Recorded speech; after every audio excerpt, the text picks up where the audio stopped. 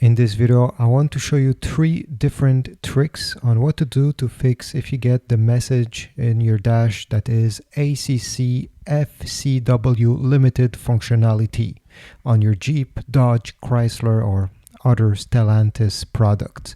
So let's get started right away with the first tip. So the fix number 1 will be to clean the front radar and camera sensors.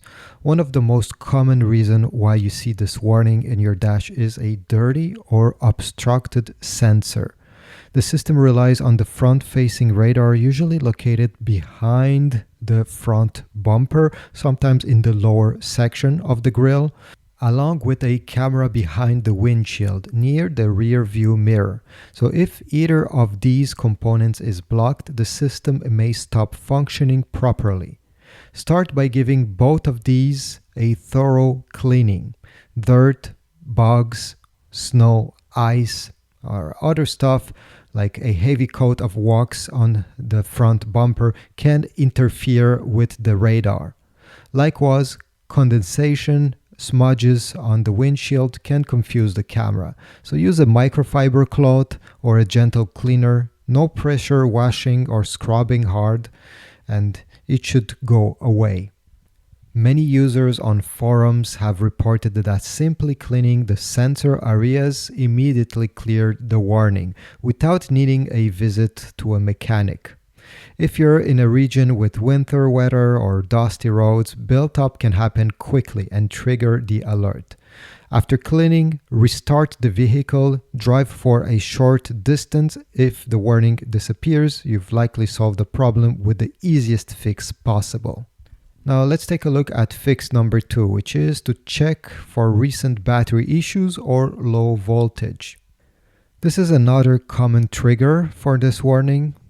So the PCS relies on stable electrical signals from various sensor and control modules, and any power fluctuation can cause the system to temporarily shut down or throw an error.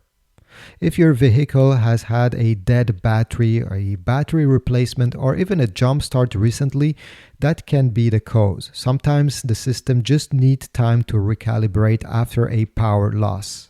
In many cases, simply driving the car just a few minutes allows for the system to reset themselves, and the warning light may disappear on its own. It's also a good idea to check if your battery health and the connections are stable. Make sure that the terminals are clean and tight, and if the battery is older, have it tested at an auto parts store.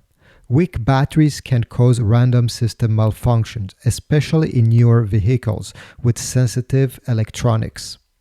The fix costs nothing, and it's worth checking early on.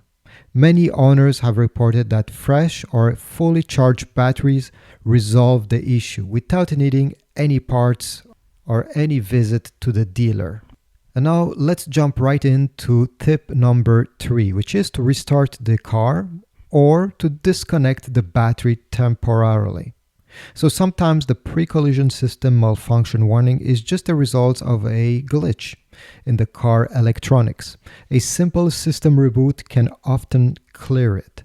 The easiest way to try is to simply turn off the car, wait at least 5 to 10 minutes, and then restart it.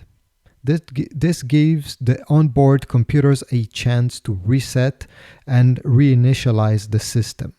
If that doesn't work, a more thorough method is to disconnect the negative battery terminal for about 10 to 15 minutes. Leave it like this, wait. This cuts the power to the vehicle electronics control modules, which can help reset any stock system, including the PCS. After reconnecting the terminal, make sure everything is secure, start the car, and allow it to idle a couple minutes while the system resyncs. Before wrapping up, here's one more helpful tip. If the warning light stays on after trying every basic fixes, scan the car for trouble codes. Many auto parts stores like AutoZone or O'Reilly will do this for free. The scan can point directly to a faulty sensor, wiring issues, or other problems specific to your model. So save your time and guessings and go and test your car. If one of these tricks helped remove this warning in the dash of your Jeep, Chrysler, or Dodge, please let me know in the comment section down below, or if I missed a trick, I want to know as well. So write a comment, leave a like, subscribe, and I'll see you in the next video.